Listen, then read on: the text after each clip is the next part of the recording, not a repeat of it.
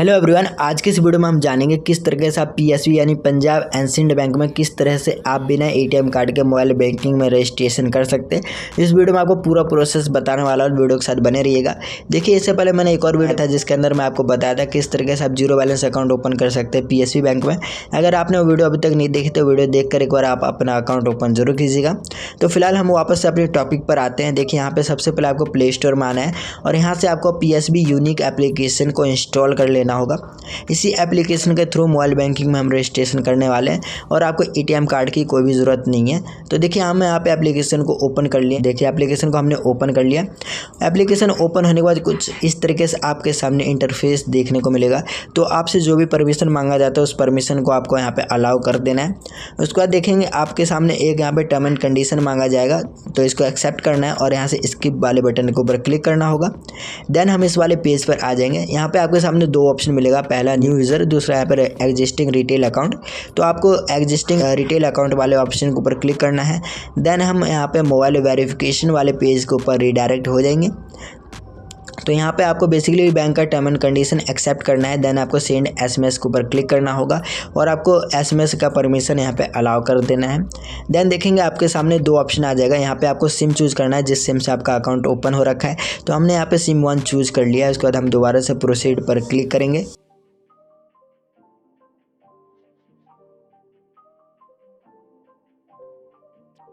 SMS भेजकर आपके bank को वेरीफाई करेगा। तो बैंक की कुछ डिटेल यहाँ पे ऑटोमेटिकली यहाँ पे फैच हो जाएगा और यहाँ पे 2-3 डिटेल यहाँ पे जो खाली रहता है वो आपको खुद मैनुअली भरना होता है। जैसे कि देखिए, यहाँ पे अकाउंट नंबर और मेल आईडी, ये दो ऑप्शन खाली है, तो ये दोनों आपको खुद से ही भरना होगा। आपको टर्म एंड कंडीशन एक्सेप्ट करना है। देन आप प्रोसीड पर क्लिक करना होगा। देख सकते हैं यहाँ पे हमने दोनों डिटेल फिल कर लिया। उसको टर्म एंड कंडीशन एक्सेप्ट करेंगे। देन हम नेक्स्ट के ऊपर क्लिक करेंगे। जैसे हम नेक्स्ट पे क्लिक करेंगे, देखिए हम नेक्स्ट वाले पेज के ऊपर रिडायरेक्ट हो जाएंगे। तो देखिए, इस वाले पेज के ऊपर आने के बाद आपको यहाँ पे अकाउंट रजिस्ट्रेशन का प्रोसेस बताया जा रहा है। तो देखिए, यहाँ पे आपको दो ऑप्शन दिया जाता है। पहला कि आप यहाँ पे डेबिट कार्ड के थ्रू रजिस्ट्रेशन कर सकते हैं, जो कि हमारे पास डेबिट कार्ड नहीं है, इसलिए मैं आपको ये वाला प्रोसेस नहीं बताऊँगा।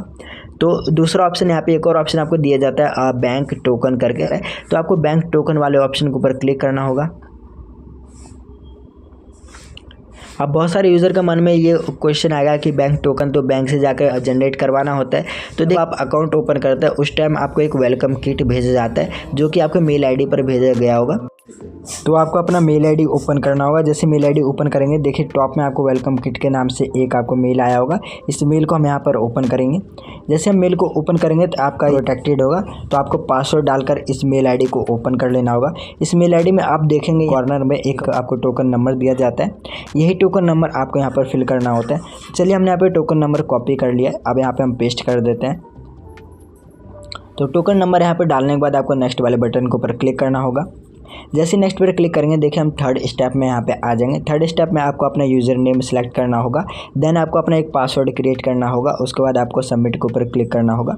तो चलिए, हम अपना एक यूज़र नेम यहाँ पे चूज़ कर लेते हैं। आपको यूज़र नेम यूनिक चूज़ करना होगा। ऐसा यूज़र नेम चूज़ करना है जो इससे पहले कभी ना बना हो। इसके लिए आप यहाँ पे अपना यूज़र नेम टाइप कर सकते हो। उसके बाद आप चेक अवेलेबिलिटी पर क्लिक करेंगे, जिससे आपको बता दिया जाएगा कि ये यूज़र नेम पहले अवेलेबल है या फिर नहीं है। स्क्रीन पर देख सकते हैं मैंने ये वाला यूज़र नेम चूज़ किया, तो ये यूज़र नेम यहाँ पर अवेलेबल नहीं है ऐसा बताया जा रहा है। तो मैं यहाँ पे यूज़र नेम कुछ और चूज़ कर लेता हूँ।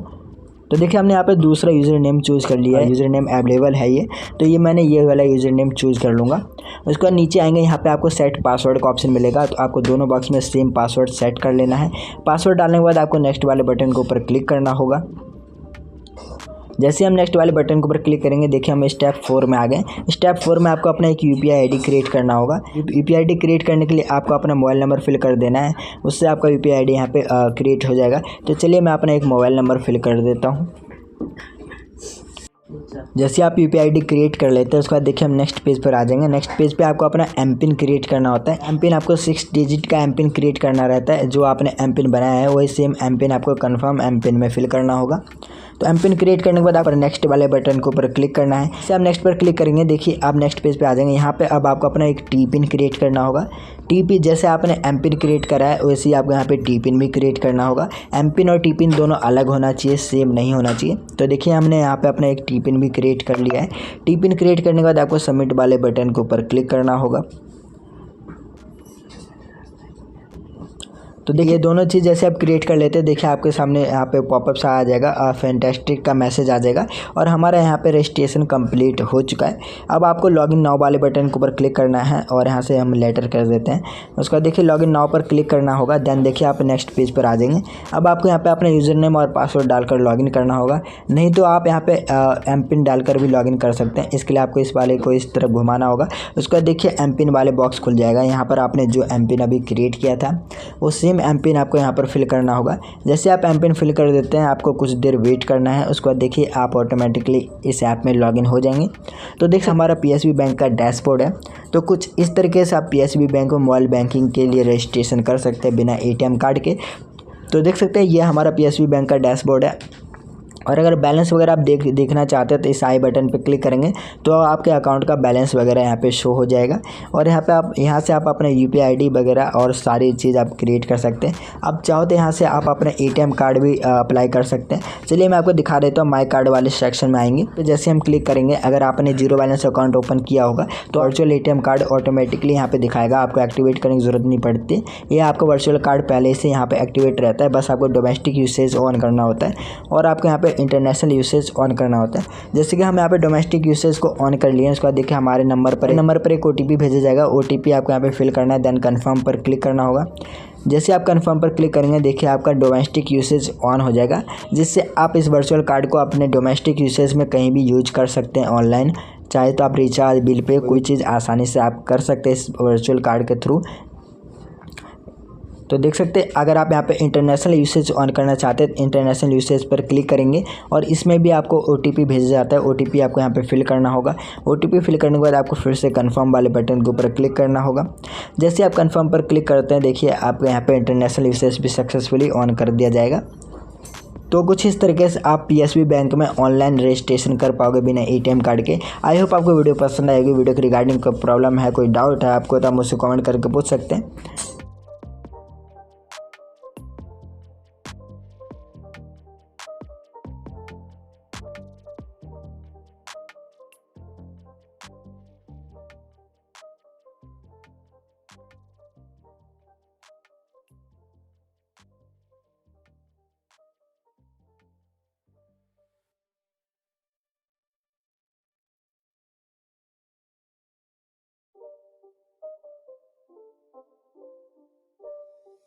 It's not a game, it's a rich thing.